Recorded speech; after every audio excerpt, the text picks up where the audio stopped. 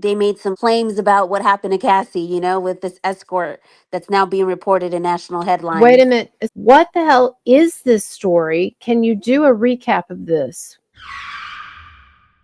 So I have not spent very much time at all talking about the Sean Combs situation. I've alluded to it at times in some of my videos, and I've done a couple of live streams where I talked about it a bit as a part of a larger conversation about other Me Too cases that I thought were particularly tricky. And so my position has been very consistent on this, I think, which is that I think that his treatment, Sean Combs' treatment, of a number of his girlfriends at least, was despicable, and of course culminating in what we saw in that awful video. So Sean Combs, Diddy's team, is conceding from day one, and they did today. His lead attorney, Tina Garagos, daughter of famed attorney Mark Garagos, she said that his behavior that we witnessed, for instance, on that hotel video, and the domestic violence is despicable, reprehensible, and that they would not in any way attempt to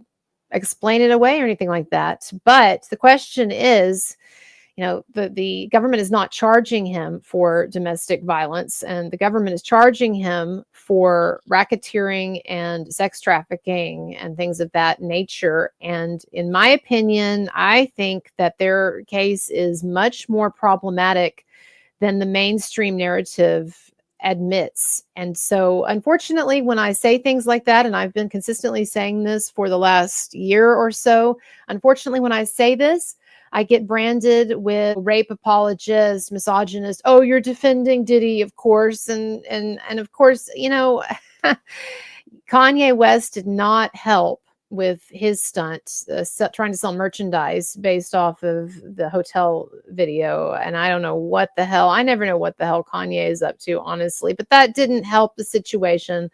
But I just want everybody to know right off the bat, I don't at all take domestic violence or what we saw in that video lightly. And I think it is despicable.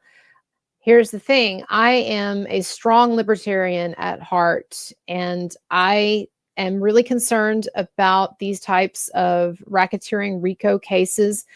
These RICO statutes, this legal strategy that's now being employed for movie stars and entertainment figures and NXIVM cult leaders and people like that. This was originally meant to deal with organized crime, and it's something that has really, that prosecutors, pioneering prosecutors' offices, particularly in New York, have really, in my opinion, warped to fit types of cases that they were not intended, that the RICO statute was not intended originally to address. And so I'm concerned about, and also, quite frankly, I'm concerned about the idea that a man might spend basically the rest of his life in prison. You know, it's going to be 20, 30, 40 years, could be a life sentence, the rest of his life in prison, not for domestic violence, but for consensual prostitution. So it seems to me that the government, and you can correct me if I'm wrong on this, my perception of this, but it seems to me that the government is mostly pursuing a case here based on what looks to be consensual services or prostitution, and then also drug use. And I understand that the government claims that this was not wholly consensual, that there was coercion of various kinds going on, perhaps physical violence and so forth. So I'm very open to the idea that those things might have been going on. And I'm really looking forward to hearing about witness testimony and seeing if where there's smoke, there's fire. Or is this one of those Me Too situations where a woman or a man or whomever, they might do consensual stuff at the time, but then 20 years later or 10 years later or whatever, they're saying, oh, it's coerced, you know? So anyway, those are my concerns, and I hope that people understand that. So anyway, given you sort of my ideological perspective at the outset here, do you share some of my concerns, or do you have a different perspective on this so far? Well, one of the things with the Sean Combs trial that is that I've been following it kind of like on the like low key end for a while now. You know, I've watched all the documentaries. Um, And this isn't something for a lot of people, this is something that just came up with the Cassie video, but this is something that's been around for a while. And I know you talk about Jaguar, right? But she was a very vocal voice years ago. And she does say that this vindicates her, so, make that what you will. But if Do it you does think or if it doesn't, but, let me stop you there for a second. Do you think but maybe do you think maybe I'm being a bit unfair to Jaguar? And I don't say that in any way with any sensitivity, but if you have more familiarity with her than I do, do you think maybe that I need to broaden my view a bit of her? Well, I feel like now that the video came out and all this stuff comes out years later, you start to think, maybe Jaguar wasn't so crazy because in the beginning it's just, it's almost like blinds items and stuff like that. Like, why is she saying this? Why now?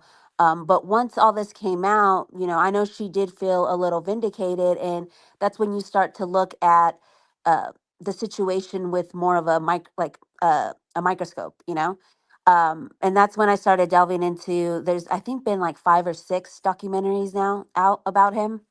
And so it's not really that new. And what intrigues me about it is why, he's being prosecuted now, the timing of it, and especially with a lot of the things that some super sleuths are getting into, which is, his suing of Diageo, his alcohol company. A lot of power players are involved. Things that intrigues me as far as, I know we were talking about Ari Emanuel, who's used to be a part of WME, and he stepped down. One of the intriguing parts that got me back into it was that WME did not drop Diddy. He became their client in 2021. Yeah, they And dropped Baldoni, right? But they didn't drop yeah, Sean Combs. and so that's what basically brought me back in, was when I'm covering Baldoni versus Lively, and I'm looking, I kind of follow Jonathan Majors as well, and I'm seeing, he got dropped right after his arrest.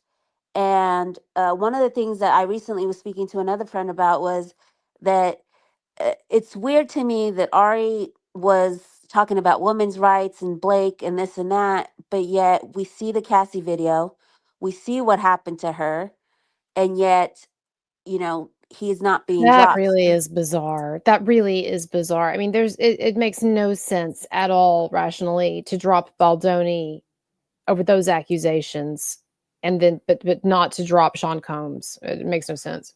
So I come at it from a neutral stance of, you mentioned as the New York federal prosecution system, and there's been a lot of cases within that system that have been brought kind of frivolously, or haven't, they don't have the best record, and so the public doesn't have that much trust in them as to their motivations for bringing cases forward, and how they pick and choose which cases they bring forward. So that was also intriguing to me, from that aspect, when there was some sleuths who were saying, maybe this is the government trying to come after Diddy. The jury selection is over and opening statements were done today. Tell me, I saw on your Twitter, it seemed like you thought that just in terms of presentation, that the defense did a better job with the opening statement than the prosecution. Am I correct in that? Yeah, I think initially when the defense started, I felt like they were going to come out strong because the prosecution just felt like it was just too much information too quick, and kind of disjointed, where it was like, you're going to hear from Cassie and this person, and then they made some crazy claims about what happened to Cassie, with this escort that's now being reported in national Wait headlines. a minute. What the hell is this story? Can you do a recap of this?